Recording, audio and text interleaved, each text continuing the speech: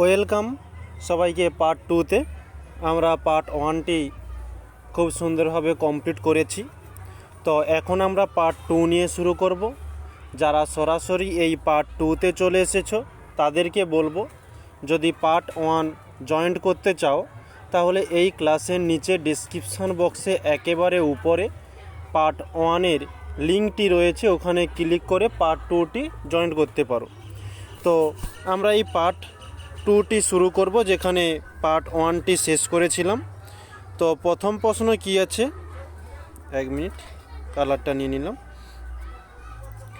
বলছে প্রতিধ্বনি তৈরির জন্য ক্ষণস্থায়ী শব্দের উৎস ও প্রতিফলকের মধ্যে ন্যূনতম দূরত্ব নির্ণয় করো। তো এই যে ক্ষণস্থায়ী শব্দের জন্য ন্যূনতম দূরত্ব 16.6 মিটার নির্ণয় করা হয়েছে। নেক্সট পরবর্তী প্রশ্ন, এখানে একটি ম্যাথমেটিক্যাল প্রবলেম রয়েছে, দেখিয়ে দিচ্ছি তোমাদের।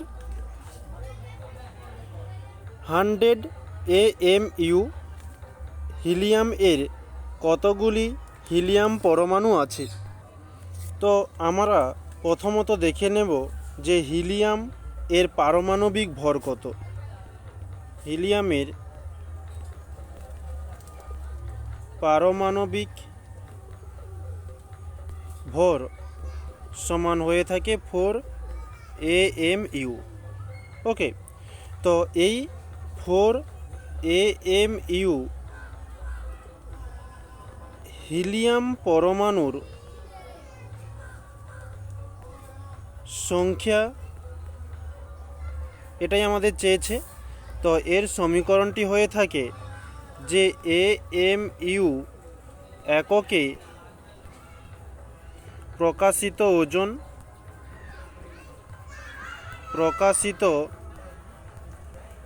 ওজন বাই একটি পারমাণবিক ভর।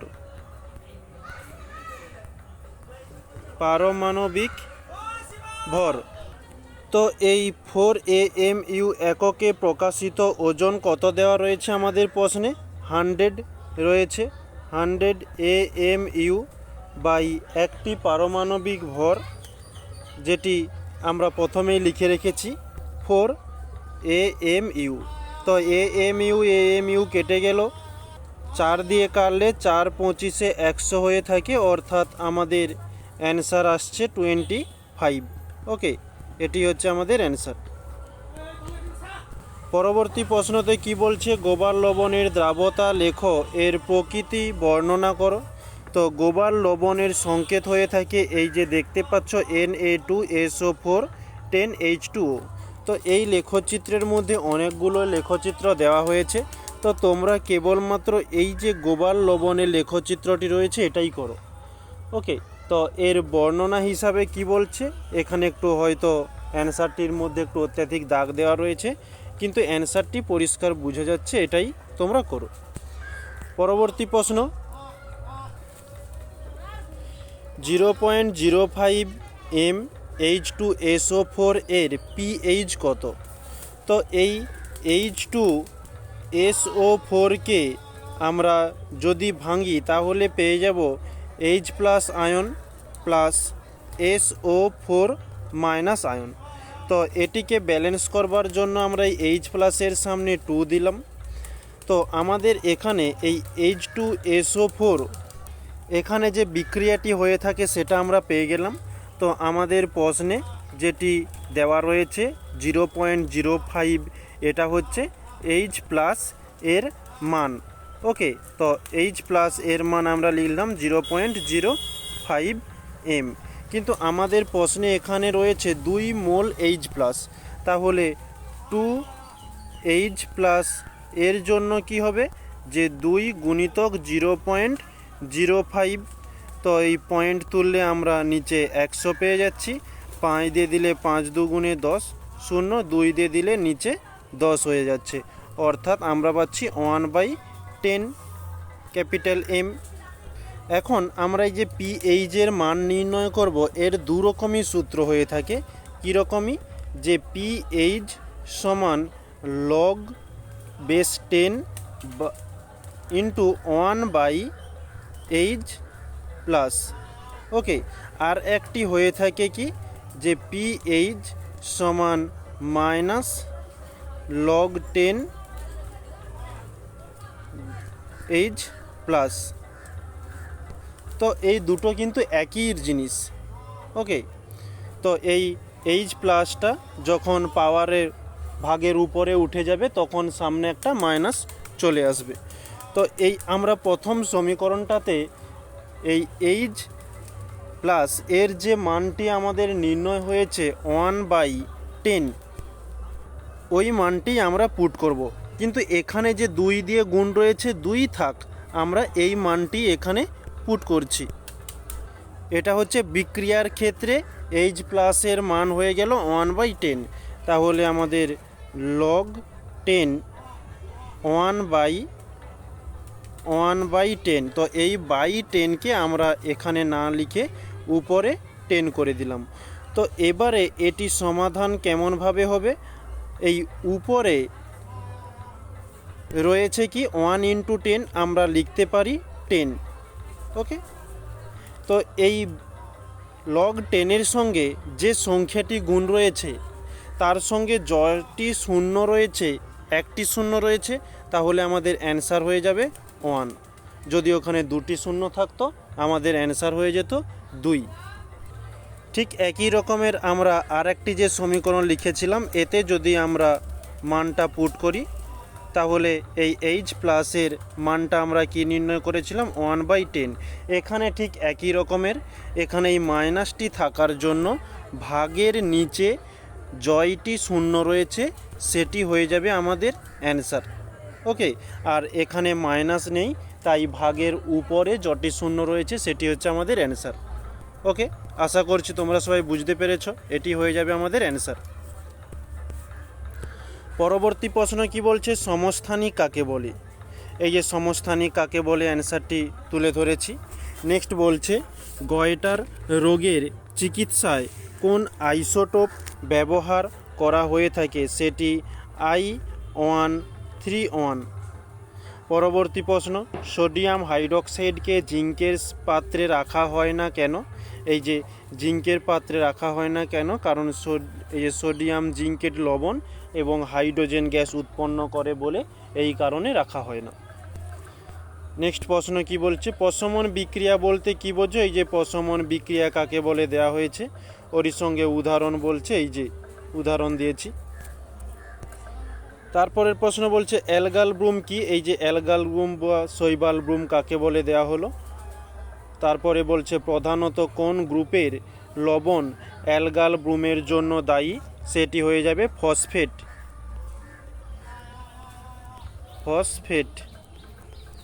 নেক্সট, পরবর্তীতে বয়লারে খরজল ব্যবহার করা হয় না কেন? এই যে অ্যান্সারটি। তারপরে এখন আমরা গ্রুপ ডির কোশ্চেনগুলো নিয়ে শুরু করব, যেখানে আমাদের প্রথম কোশ্চেন কি বলছে? 4 কেজি ভরের একটি স্থির বস্তু ওপর 16 নিউটন বল প্রয়োগ করা হলো। 10 সেকেন্ড পর বস্তুটির গতিশক্তি কত হবে? তো আমাদের প্রশ্নে এখানে এম সমান দেওয়া রয়েছে 4 কেজি। বলেছে একটি স্থির বস্তু ছিল, মানে 4 কেজি ভরের একটি স্থির বস্তু মানে এর প্রাথমিক বেগ ইউ সমান 0। বলছে 16 নিউটন বল প্রয়োগ করা হয়েছে, এফ সমান 16 নিউটন। বলছে 10 সেকেন্ড পর বস্তুটির গতিশক্তি কত? তার মানে আমরা লিখতে পারি সময় টি সমান 10 সেকেন্ড, আর গতিশক্তি কত হবে? ই কে সমান জিজ্ঞাসা চিহ্ন। তো ই কে এর সমীকরণ কি হয়ে থাকে? যে হাফ এম ভি স্কোয়ার। তো এই ভি স্কোয়ারের মান কিন্তু আমাদের দেওয়া নেই। তো ভি স্কোয়ারের মানটি কিভাবে নির্ণয় করব? আমরা লিখতে পারি যে ভি সমান ইউ প্লাস এটি, এই সমীকরণটা আমরা জানি। তো ইউকে ইউ থাকলো প্লাস এর পরিবর্তে আমরা কি লিখব? আমরা একটা সমীকরণ জানি যে এফ সমান এম এ। এখান থেকে এ সমান লেখা যায় এফ বাই এম। তো এখানে এর কাছে এফ বাই এম পুট করলাম, এত ইন্টু টি। তো ইউ এর মান 0 প্লাস এফ এর মান কত, এফ এর মান আমাদের 16 নিউটন দেওয়া রয়েছে। এখানে কিন্তু কোনো একক পরিবর্তন করার প্রয়োজন নেই, কেজি, নিউটন, সেকেন্ড এই সবগুলোই এসআই একক। তারপরে এম এর মান রয়েছে 4 ইন্টু টি এর মান রয়েছে 10। তো এটা যদি আমরা ক্যালকুলেশন করি 4 4 16, তো 0 প্লাস 4 ইন্টু 10 করলে আমরা পাচ্ছি যে 40, অর্থাৎ ভি এর মান হলো 40। তো এখানে এবারে আমরা মানটা পুট করব, হাফ ইন্টু এম এর মান 4, ভি এর মান 40। স্কয়ার থাকার কারণে আমরা 40 দুবার লিখলাম, 2 দিয়ে দিলে 2 দুগুণে 4, এটা গুণ করলে আমরা পেয়ে যাব 3200 এত জুল। এখানে গতিশক্তির মান চেয়েছে, গতিশক্তির একক হয়ে থাকে জুল। তো আমরা এককটা পুট করলাম, এই হয়ে গেল আমাদের অ্যান্সার। পরবর্তী প্রশ্নতে কি বলছে, 16 কেজি ভরের একটি স্থির বোমা বিস্ফোরণ হয়ে 4 কেজি এবং 12 কেজি ভরের দুটি টুকরোয় পরিণত হয়। দুটি টুকরোয় পরিণত, আচ্ছা এটা দুবার হয়ে গিয়েছে। 16 কেজি ভরের গতিবেগ 4 মিটার পার সেকেন্ড হলে অন্য ভরের গতিশক্তি কত? তো আমরা একটা বড় বোম তৈরি করলাম, ওকে, ভয় পেও না, এটা ফাটবে না, ওকে।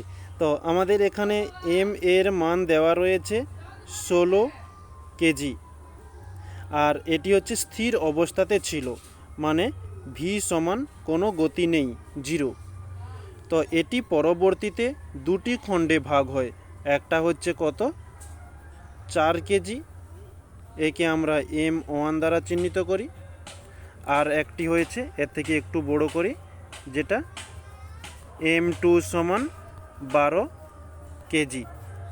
এখানে বলেছে যে 12 কেজি ভরের গতিবেগ 4 মিটার পার সেকেন্ড, মানে 12 কেজি হচ্ছে M2, এর গতিবেগ মানে V2 সমান 4 মিটার পার সেকেন্ড হলে অন্যটির গতিশক্তি কত, মানে এই যে V1 সমান আমাদের জিজ্ঞাসা চিহ্ন বলেছে। তো এখান থেকে আমরা প্রত্যেকের ভর বেগ বের করব। P1 সমান এটা mv, এবং এদিকে P2 সমান m1 v1, এদিকেও ঠিক একই রকমের P2 সমান কি m2 v2। তো m এর মান কত, 16 ইন্টু ভি এর মান 0, অর্থাৎ আমরা পাচ্ছি 0। P2 এর মান কি, P2 এর M1 দেওয়া রয়েছে 4 ইন্টু V1 কিছু দেওয়া নেই, আমরা V1 রাখলাম, অর্থাৎ আমরা পাচ্ছি 4 V1। ঠিক P2-র জন্য M2 এর মান কত, 12 ইন্টু V2 এর মান 4, তাহলে এই 12 4-এ হয়ে থাকে 48। তো এখান থেকে আমরা V1 এর মানটা খুব সুন্দরভাবে নির্ণয় করব। নেক্সট পেজে দেখে নিই। একে আমরা লিখতে পারি যে ভরের সংরক্ষণ সূত্র অনুসারে, ভরের সংরক্ষণ সূত্রানুযায়ী P সমান P1 প্লাস P2। P এর মান নির্ণয় হয়েছিল 0, P1 এর মান নির্ণয় হয়েছিল 4 V1 প্লাস P2 এর মান নির্ণয় হয়েছিল 48। তো এখানে প্লাস 48 হয়েছে, এখানে আমরা মাইনাস 48 করতে পারি, সমান 4 V1। তো এই মাইনাস 48 যেমন ছিল থাকলো, এই 4 এখানে গুণ আকারে রয়েছে, অপোজিটে হলে ভাগ হয়ে যাবে, সমান V1 যেমন ছিল 4 দিয়ে দিলে 4 একে 4, 4 দুগুণে 8, মাইনাস 1 2 সমান V1। আমরা এখান থেকে V1 এর মানটা নির্ণয় করলাম, কিন্তু আমাদের আসলে চেয়েছিল যে অন্য ভরের গতিশক্তি কত। তো গতিশক্তি এর সমীকরণটা কি হয়ে থাকে, গতিশক্তি সমান হাফ এম ভি স্কোয়ার। আমরা কোন বস্তুটার গতিশক্তি বের করব? আমাদের এই যে প্রথম বস্তুটার জন্য, তাই আমরা এখানে m1v1 করলাম। তো হাফ m1-এর মান কত ছিল? 4 ইন্টু v1-এর মান ছিল -12 এর স্কোয়ার। তো পাচ্ছি হাফ ইন্টু 4 ইন্টু এই -12 এর স্কোয়ার করলে আমরা +12 পেয়ে যাব। তো 2 দিয়ে দিলে 2 দুগুণে 4, 12 ইন্টু 12 ইন্টু 2 করলে পাচ্ছি 288। গতিশক্তি চেয়েছে, এর একক হয়ে থাকে জুল, আর এটি হচ্ছে আমাদের অ্যান্সার। পরবর্তী প্রশ্ন কি বলছে? 99 ডিগ্রি সেলসিয়াসে 30 গ্রাম সীসা 18 ডিগ্রি সেলসিয়াসে 100 গ্রাম জলে ফেলা হলো। মিশ্রণের চূড়ান্ত তাপমাত্রা 27 ডিগ্রি সেলসিয়াস। সীসার আপেক্ষিক তাপ নির্ণয় করো।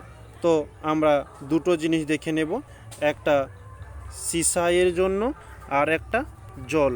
এদের দুজনকে একত্রে করায় অন্তিম বা আমরা বলতে পারি চূড়ান্ত তাপমাত্রা। চূড়ান্ত তাপমাত্রা। তো সীসা এর জন্য m1 কি হয়ে যাবে? আমাদের m1 দেওয়াই আছে যে সীসা 30 গ্রাম। T1 কি হবে? T1 দেওয়া রয়েছে 99 ডিগ্রি সেলসিয়াস। চূড়ান্ত তাপমাত্রা যেটাকে আমরা T দ্বারা চিহ্নিত করব 27 ডিগ্রি সেলসিয়াস। জলের জন্য জল m2 সমান দেওয়া রয়েছে 100 গ্রাম, আর T2 দেওয়া রয়েছে কত? 18 ডিগ্রি সেলসিয়াস। তো এখানে বলেছে সীসার আপেক্ষিক তাপ মানে S1 সমান জিজ্ঞাসা চিহ্ন, আর এই জলের আপেক্ষিক তাপ S2 সমান কত হয়ে থাকে? 1 ক্যালোরি পার গ্রাম। এটা হচ্ছে 1। ওকে, তো দুজনের জন্য তাপ নির্ণয় করব। Q1 সমান আমরা লিখতে পারি m1 S1 T1 minus T। আর দ্বিতীয় ক্ষেত্রের জন্য Q2 এর সমীকরণ m2 S2 T minus T2। ওকে, তো এখানে একটু দেখবে, এখানে T1 মাইনাস T করা হয়েছে, এখানে T মাইনাস T2 করা হয়েছে। কারণ কেন? কারণটা হচ্ছে যে বড় সেটির থেকে ছোটটি মাইনাস করব। তো এখানে m1 এর মান কত? 30 ইন্টু S1 এর মান কিছু নেই, এটা আমাদের নির্ণয় করতে হবে, তাই S1 দিলাম। T1 এর মান 99 মাইনাস T এর মান কত? 27। তো এটা আমরা ক্যালকুলেশন করব। 30কে 30 চলে এলো, S1 চলে এলো, ইন্টু 99 থেকে 27 মাইনাস করলে আমরা পাচ্ছি 72। তো এটা আমরা ক্যালকুলেশন করতে পারতাম, কিন্তু করব না, কারণ পরবর্তীতে আমাদের ক্যালকুলেশনের সুবিধা হওয়ার জন্য। ঠিক এখানে আমরা Q2 এর মানগুলো নির্ণয় করব। m2 এর মান কত? 100 ইন্টু S2 এর মান 1 ইন্টু T এর মান 27 মাইনাস T2 এর মান কত? 18। তো এটা আমরা নির্ণয় করলে 100কে 100 চলে এলো, ইন্টু 1 আর করছি না কারণ একই থাকবে। 27 থেকে 17 মাইনাস 18 মাইনাস করলে আমরা পেয়ে যাব 9। তো এটা পাচ্ছি কত? 900। নেক্সট স্লাইডে আমরা জানি যে ক্যালোরি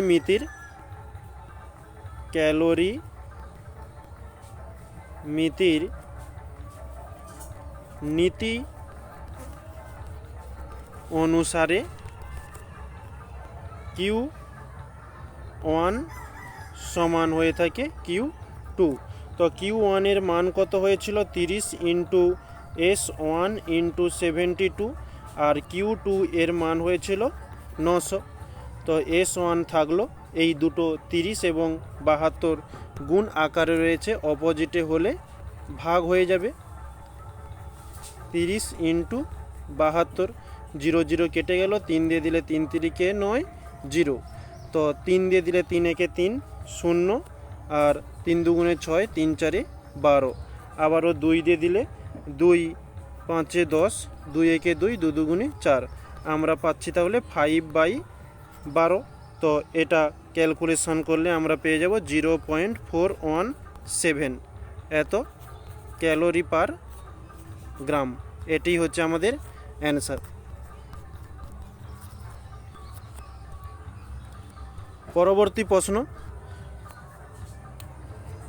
বল এফ, দৈর্ঘ্য এল এবং সময়টি এগুলিকে মৌলিক রাশি ধরে নিয়ে এগুলির সাপেক্ষে ঘনত্ব, চাপ ও ভরবেগকে প্রকাশ করো।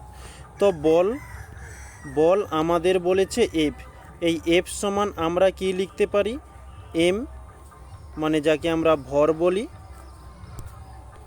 ইন্টু ত্বরণ এ।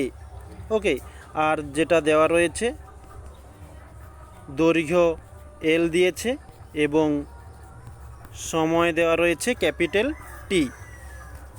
তো আমাদের প্রথমে বলেছে যে ঘনত্ব সমান হয়ে থাকে, আমরা যাকে ডি দ্বারা চিহ্নিত করি।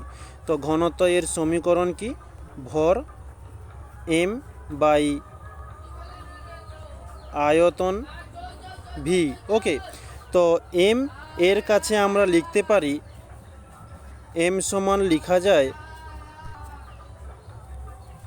এম সমান বল বাই ত্বরণ লিখতে পারি, ঠিক এই উপরের সমীকরণটা থেকে। তো এই এম এর কাছে বলকে আমরা এফ দ্বারা চিহ্নিত করব, ত্বরণকে এ দ্বারা চিহ্নিত করব। ওটাই আমরা করব, যে বল বাই ত্বরণ, আর নিচে যেমন আয়তন ছিল আয়তন থাকলো ভি। এবারে আমাদের যে 3টি একক দেওয়া রয়েছে তার মধ্যে বল চলে এসছে, আয়তন প্রায় চলে এসছে, তোমাদের দেখিয়ে দেবো, কিন্তু ত্বরণটা এখনও আসেনি। একে কিভাবে নিয়ে যেতে হবে, তো এবার এই ত্বরণটাকে আমাদের অ্যান্সারের মধ্যে নিয়ে যাওয়ার জন্য লিখতে পারি যে ত্বরণ সমান, লিখতে পারি যে মিটার এম, মিটারকেও এম দ্বারা নির্ণয় করা হয় এবং ভরকেও এম দ্বারা নির্ণয় করা হয়, তাই আমরা মিটারকে এখানে তুলে দিচ্ছি যাতে তোমরা কনফিউশন না হয়। আর একটি হচ্ছে সেকেন্ড স্কয়ার, এটা হচ্ছে লেখা যায় ত্বরণ সমান। তো ত্বরণের কাছে আমরা এই এককগুলো লিখে নেব। আচ্ছা, এখানে একটু জটিল হয়ে যাচ্ছে, এটা আমরা নেক্সট পেজে লিখি। তো সমানকে সমান এলো। আচ্ছা, তোমাদের এখানে এক মিনিট, এই বল থাকলো, আর ত্বরণ যেটা আছে ত্বরণকে আমি নিচে লিখে দিচ্ছি, কারণ নিচে তো লেখাই যায়, ইন্টু আয়তন। ওকে, এবারে এই ত্বরণের কাছে আমরা এই ত্বরণ সমান মিটার বাই সেকেন্ড, এটা আমরা লিখে নেব। তো প্রথমে কি রয়েছে, বল বাই ত্বরণের কাছে ছিল কি মিটার বাই সেকেন্ড স্কয়ার ছিল। তো ওই সেকেন্ড স্কয়ারটা আমরা এখানে না লিখে এখানে একেবারে উপরে তুলে দিচ্ছি, সেকেন্ড স্কয়ার ইন্টু আমাদের ছিল আয়তন। ওকে, তো আমরা এই বলকে এফ দ্বারা চিহ্নিত করতে পারি, বা এফ তো রয়েছে বল, আর সেকেন্ডকে আমরা সময় লিখতে পারি, সময়ের স্কয়ার, মিটারকে আমরা দৈর্ঘ্য লিখতে পারি, ইন্টু আয়তনকে আমরা দৈর্ঘ্যের কিউব লিখতে পারি। ওকে, তো বল এর সংকেত হয়ে থাকে এফ, সময় যার সংকেত টি, স্কয়ার ছিল স্কয়ার থাকলো, দৈর্ঘ্য যার সংকেত আমাদের কি রয়েছে এই এল দ্বারা চিহ্নিত করেছে এল ইন্টু এদিকে এল এর কিউব, অর্থাৎ আমরা পাচ্ছি কি F T square by L পাওয়ারে 4। ওকে, তো এই আমাদের তিনটি এককে নির্ণয় হলো, যেটা আমাদের নির্ণয় করতে বলেছিল এফ, এল এবং টিতে। তো আমাদের ঘনত্বের অ্যান্সারটি নির্ণয় হয়ে গেল। এরপরে আমাদের চাপ নির্ণয় করতে বলেছে। তো চাপটা এখানে করে দিচ্ছি, যে চাপ এটা হচ্ছে বিয়েরটা। চাপ সমান আমরা যে সমীকরণটি জানি, বল এফ বাই ক্ষেত্রফল। তো বলকে বল থাকলো এফ এবং ক্ষেত্রফলকে আমরা লিখতে পারি যে দৈর্ঘ্য স্কয়ার। তো দৈর্ঘ্য স্কয়ার, আর এফকে এফ চলে এলো, দৈর্ঘ্যকে আমরা কি দ্বারা চিহ্নিত করব, যেটা আমাদের প্রশ্নেই দেওয়া রয়েছে এল দ্বারা, স্কয়ার ছিল, স্কয়ার দিয়ে দিলাম। এই হচ্ছে আমাদের চাপ নির্ণয় হলো। এবারে আর একটি চেয়েছিল যেটা ভরবেগ। তো ভরবেগ এবার আমরা দেখে নেব। ভরবেগ একে আমরা পি দ্বারা চিহ্নিত করি। এর সমীকরণটা কি হয়, যে ভর এম ইন্টু বেগ ভি। ওকে, তো বলকে আমরা ভরকে আমরা লিখতে পারি যে বল এফ বাই ত্বরণ এ, ইন্টু বেগকে লিখতে পারি যে সরণ এস বাই সময় টি। তো আমাদের প্রশ্নে এফ মানে বল এবং সময়টি দৈর্ঘ্য এল আকারে প্রকাশ করতে বলছে। এখানে এফ রয়েছে, টি রয়েছে, কিন্তু এই সরণ এবং ত্বরণ এটার কিন্তু কোনো আমাদের প্রশ্নে দেওয়া নেই। তো তাহলে এই সরণ এবং ত্বরণকে পরিবর্তন করতে হবে। তো বলকে বল থাকলো এফ বাই ত্বরণকে আমরা লিখতে পারি, যেটা আমরা প্রথমেও লিখেছিলাম, যে মিটার বাই সেকেন্ড স্কয়ার। তো ওই সেকেন্ড স্কয়ারকে আমরা উপরে তুলে দিই, যে সেকেন্ড স্কয়ার ইন্টু সরণ। এর সমীকরণ কি হয়ে থাকে, তো এর সমীকরণ আবারও হবে সেই বেগ ইন্টু সময় হয়ে যাবে, বেগে চলে যাচ্ছে। তো আমাদের বেগে নিয়ে যাওয়ার প্রয়োজন নেই। সরণকে আমরা মিটার দ্বারা চিহ্নিত করতে পারি, সরণ মানে কতটা সরেছে, তো মিটার বলা যায়, বাই সময় যেমন ছিল সময় থাকলো। তো দেখো উপরের মিটার এবং নিচের মিটার কেটে গেল।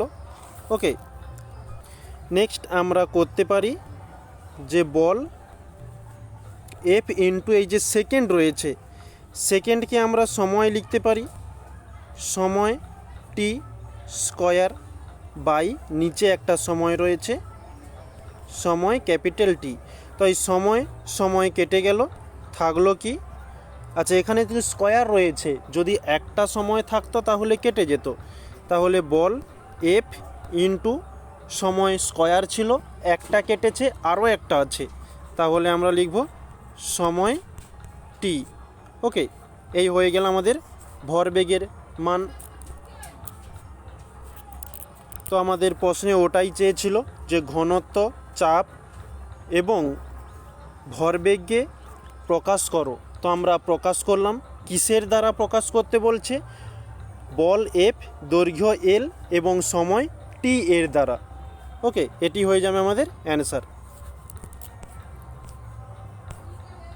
পরবর্তী প্রশ্ন, বোরের তত্ত্বের স্বীকার্যগুলি লেখো। এই যে স্বীকার্যগুলি, তিনটি স্বীকার্য হয়ে থাকে, দেওয়া হয়েছে। নেক্সট, কোন রাশি দ্বারা প্রোটন আবিষ্কার হয়েছিল, এটি হবে ক্যাথোড রশ্মি।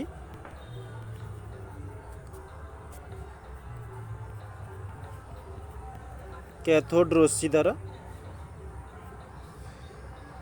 তারপরে বলছে নিউক্লিয় বল কি, এই যে নিউক্লিয় বল কি দেওয়া রয়েছে, এর প্রভাব লেখো। তো এর প্রভাব হিসাবে বৈশিষ্ট্য দেওয়া হয়েছে। তো তোমরা এই বৈশিষ্ট্যর 2 এবং 6 এই দুটো পয়েন্ট লিখো। ওকে, তো এই দুটো পয়েন্ট প্রভাবের মধ্যে চলে আসবে। পরবর্তী প্রশ্ন, এখানে একটি ম্যাথমেটিক্যাল প্রবলেম রয়েছে। তো এটা তোমাদের কিন্তু ক্লাস 10-এর ম্যাথ, তোমাদেরকে এই প্রশ্ন বিচিত্রাতে কেন দিয়েছে সেটা বলতে পারবো না, হয়তো তোমাদেরকে অ্যাডভান্স করবার জন্যই তুলে ধরেছে। তো খুবই ভালো জিনিস। তো অ্যান্সারটা কিভাবে হচ্ছে তোমাদের কাছে নতুন, তো এটা খুব সুন্দরভাবে বুঝিয়ে দিচ্ছি, একটু বুঝে রেখো। বলছে 131 গ্রাম জিঙ্কের সঙ্গে লঘু H2SO4 বিক্রিয়ায় হাইড্রোজেন উৎপন্ন হয়। প্রাপ্ত হাইড্রোজেন প্রাপ্ত মানে কতটা হাইড্রোজেন পাবো এই 131 গ্রাম জিঙ্ক থেকে। তো এখানে প্রশ্নে যেটা বলেছে জিঙ্ক প্লাস H2SO4 এদের দুজনকে যোগ করলে এখানে বলেছে হাইড্রোজেন পাচ্ছি। তো শুধু হাইড্রোজেন নয়, তার সঙ্গে ZnSO4ও পাবো। এটা হচ্ছে আমাদের বিক্রিয়া, ব্যালেন্সও রয়েছে। এই জিঙ্ক এর আণবিক ভর যেটা তোমাদের দেওয়া রয়েছে 65.5, ওকে। আর এইচের আণবিক ভর হয় এইচ বলছি 1, আর দুটো এইচ রয়েছে 2 দিয়ে গুণ দিলাম, তো পাচ্ছি আমরা 2। এখান থেকে আমরা লিখতে পারি যে 65.5 গ্রাম Zn থেকে 2 গ্রাম H2 পাওয়া যায়। তাহলে আমাদের প্রশ্নে বলেছে 131 গ্রাম Zn জিঙ্ক থেকে কতটা হাইড্রোজেন পাওয়া যাবে, বলেছে প্রাপ্ত হাইড্রোজেন, যে হাইড্রোজেনটা পাচ্ছি।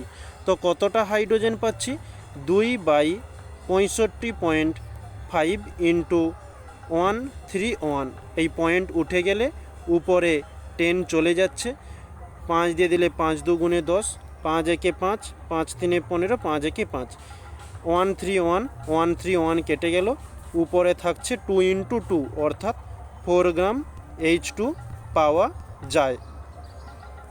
তাহলে প্রাপ্ত হাইড্রোজেন নির্ণয় করলাম। তারপরে কি বলছে, অক্সিজেনের সঙ্গে, আচ্ছা এখানে হবে যে অক্সিজেনের সঙ্গে, এটা হচ্ছে টাইপিং করা হয়নি, সঙ্গে সম্পূর্ণরূপে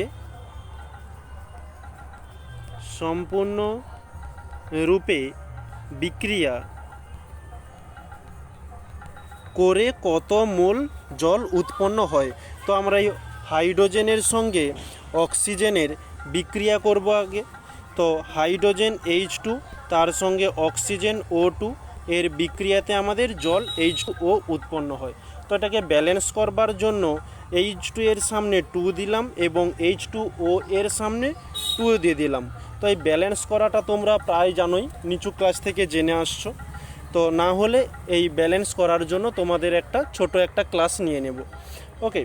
তো এখানে হাইড্রোজেন H2 থেকে বলেছিল কত মোল জল উৎপন্ন হচ্ছে। জলের সংকেত কি H2O, এর সামনে যে সংখ্যাটি রয়েছে এটি হচ্ছে মোল সংখ্যা, ওকে। তো এখানে লিখে নেব মোল সংখ্যা, অর্থাৎ আমরা লিখতে পারি অতএব প্রাপ্ত যে H2টা তৈরি হয়েছিল। আচ্ছা তার আগে এখানে এই H2 এর আণবিক ভরটা আমরা নির্ণয় করে নিই। 2 2 থাকলো, এইচের আণবিক ভর 1, দুটো এইচ রয়েছে 2 দিয়ে গুণ দিলাম, আর আগে যেমন 2 ছিল 2 রয়েছে, তাহলে 2 ইন্টু 1 2 2 অর্থাৎ পাচ্ছি 4 গ্রাম। তো আমরা করব যে প্রাপ্ত 4 গ্রাম H2 থেকে 2 মোল H2O পাওয়া যায়।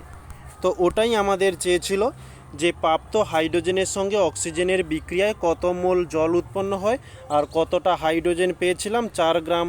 এই যে 4 গ্রাম হাইড্রোজেন পেয়েছিলাম, এই 4 গ্রামের সঙ্গে অক্সিজেনের বিক্রিয়াতে আমরা 2 মোল জল পেয়েছি, ওকে। এটি হচ্ছে আমাদের অ্যান্সার। পরবর্তী প্রশ্ন কি বলছে, 40 ডিগ্রি সেলসিয়াস উষ্ণতায় 20 গ্রাম অসম্পৃক্ত দ্রবণকে বাষ্পীভূত করলে 4 গ্রাম লবণ অবশেষ রূপে পড়ে থাকে। ওই উষ্ণতায়, এটা একটা প্যারা হিসাবে ধরে নিও, তারপরে কি বলছে, ওই একই উষ্ণতায় ওই একই প্রকার 100 গ্রাম অসম্পৃক্ত দ্রবণে অতিরিক্ত কি পরিমাণ দ্রাবক যোগ করলে সম্পৃক্ত দ্রবণে পরিণত হবে। যেখানে বলেছে 40 ডিগ্রি সেলসিয়াস উষ্ণতায় উক্ত দ্রবণে দ্রাবের দ্রাবতা কত, যে 40 গ্রাম দেওয়া হয়েছে।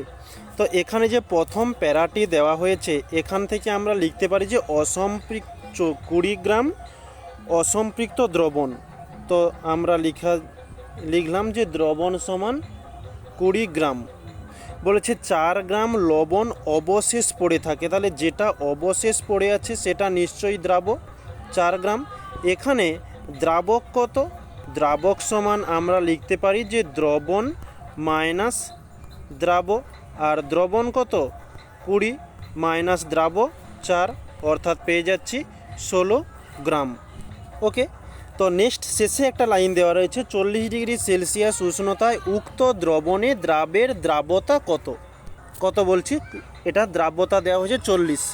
তো নিচে যে লাইনটা দেওয়া রয়েছে এর অর্থটা আমরা একটু জেনে নেব ভালোভাবে, যে 40 ডিগ্রি সেলসিয়াস উষ্ণতায় দ্রবণের দ্রাবতা সমান 40। এর অর্থ কি, এর অর্থ যে 40 ডিগ্রি সেলসিয়াস উষ্ণতায় 40 ডিগ্রি সেলসিয়াস উষ্ণতায় 100 গ্রাম জলে 100 গ্রাম জল, এটা হচ্ছে কি, এটা দ্রাবক। 100 গ্রাম জলে 40 গ্রাম দ্রাবক, 40 গ্রাম দ্রাবক দ্রবীভূত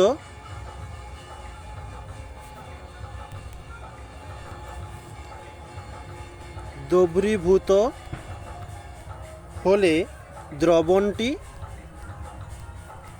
দ্রবণটি সম্পৃক্ত হবে। তাহলে আমাদের এখানে পরিষ্কার বোঝা যাচ্ছে যে 100 গ্রাম জলে 40 গ্রাম দ্রাবক দ্রবীভূত করলে দ্রবণটি সম্পৃক্ত হবে। তাহলে আমরা যেটা নির্ণয় দেখেছিলাম, যেটা যে 4 গ্রাম দ্রাবক রয়েছে 16 গ্রাম, দ্রবণ রয়েছে 20 গ্রাম। তাহলে এই দ্রবণটাকে কখন সম্পৃক্ত হবে, এটা তো অসম্পৃক্ত অবস্থাতে ছিল, প্রথমেই দেওয়া রয়েছে অসম্পৃক্ত দ্রবণ। তাহলে কতটা দ্রাবক দ্রবীভূত করলে ওই অসম্পৃক্ত দ্রবণটি সম্পৃক্ততে পরিণত হবে, সেটা আগে আমাদের নির্ণয় করতে হবে। তো 100 গ্রাম আমাদের দ্রাবক কত হয়েছিল, 16 গ্রাম। তাহলে আমরা দেখব যে 16 গ্রাম জলে 40 বাই, এটা হচ্ছে 40 বাই 100 ইন্টু 16, 0 0 কেটে গেল। এটা ক্যালকুলেশন করলে আমরা পেয়ে যাব যে 6.4 গ্রাম দ্রাবক দ্রবীভূত হলে দ্রবণটি সম্পৃক্ত হবে। তো এতটা হলে সম্পৃক্ত হবে, কিন্তু এখানে এই 6.4 গ্রাম দ্রাবক দ্রবীভূত নেই, দ্রবীভূত রয়েছে কত, 4 গ্রাম ছিল, যেটা বাষ্পীভূত করতে অবশিষ রূপে পড়ে আছে। তো আমাদের এখানে নেক্সট পেজে দেখব যে অসম্পৃক্ত, আচ্ছা এখানে ডিটেলসে লিখে দিই যাতে তোমাদের বুঝতে কোনো সমস্যা না হয়, যে কিন্তু দ্রবণে আগের থেকে 4 গ্রাম দ্রাবক দ্রবীভূত আছে, অর্থাৎ 6.4 মাইনাস 4 সমান 2.4 গ্রাম দ্রাবক দ্রবীভূত করলে 20 গ্রাম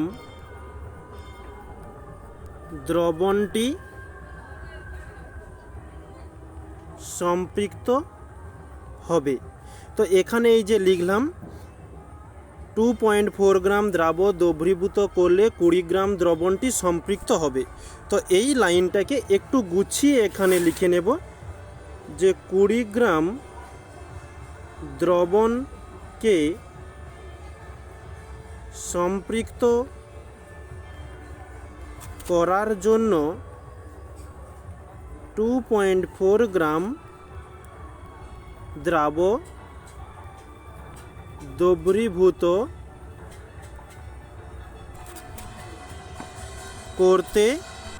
করতে হবে। ওকে, তো আমাদের এখানে কি বলেছে, 100 গ্রাম অসম্পৃক্ত দ্রবণকে অতিরিক্ত কি পরিমাণ দ্রাবক যোগ করলে ওটা সম্পৃক্ত দ্রবণে পরিণত হবে।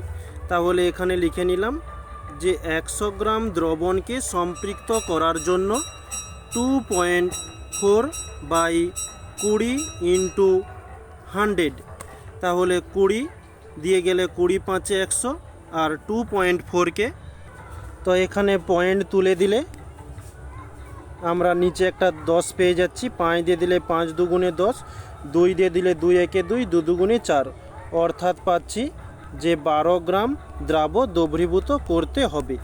এটি আমাদের চেয়েছিল, আর এই হয়ে গেল আমাদের অ্যান্সার। ওকে, নেক্সট পরবর্তীতে বলছে কি ঘটে সমীকরণ সহ লেখো। এই যে বলছে কপারের সঙ্গে উত্তপ্ত এবং গাঢ় নাইট্রিক অ্যাসিডের বিক্রিয়া, এই যে প্রথমেই দেওয়া রয়েছে। নেক্সট বলছে ম্যাগনেসিয়ামকে গাঢ় H2SO4 এর সঙ্গে মিশিয়ে উত্তপ্ত করা হলো। এটা পরবর্তীতে শর্ত এবং বিক্রিয়া দুটোই দেওয়া রয়েছে। নেক্সট, এখন আমাদের এই টপিকের মধ্যে যে প্রশ্নগুলো ছিল আমরা পার্ট 1 এবং পার্ট 2 করে খুব সুন্দরভাবে কমপ্লিট করেছি। এর পরেও যদি তোমাদের কোনো সমস্যা থাকে অবশ্যই কমেন্টে জানাতে ভুলবে না, আমি অবশ্যই তোমাদের অ্যান্সার দেওয়ার চেষ্টা করব। আর যারা এই ক্লাসের মধ্যে নতুন ছিলে তাদের জন্য বলে দিই, এই দুটো যে আমরা পার্টের মাধ্যমে ক্লাসটিকে কমপ্লিট করলাম, যে ফাইনাল পিডিএফটা পেয়েছি, যদি তোমাদের সেটা প্রয়োজন হয় তাহলে এই ক্লাসের নিচে ডেসক্রিপশান বক্সের একেবারে উপরের দিকে একটা টেলিগ্রাম গ্রুপ পেয়ে যাবে। ওখানে ক্লিক করে জয়েন্ট হয়ে গিয়েও প্রতিনিয়ত ক্লাস শেষ হওয়ার কিছুক্ষণ পরেই তোমরা পিডিএফটি পেয়ে যাবে। ওকে, তাহলে আজকে এ পর্যন্তই। সবাই ভাইফোঁটাতে এনজয় করো, তারপরে আবারও পড়াশোনাতে মন বসবে। ওকে, তাহলে সবাইকে থ্যাংক ইউ এবং ভাইফোঁটার উপলক্ষে সবাইকে শুভেচ্ছা জানিয়ে আজকের ক্লাসটিকে আমরা এখানে শেষ করছি। Thank you.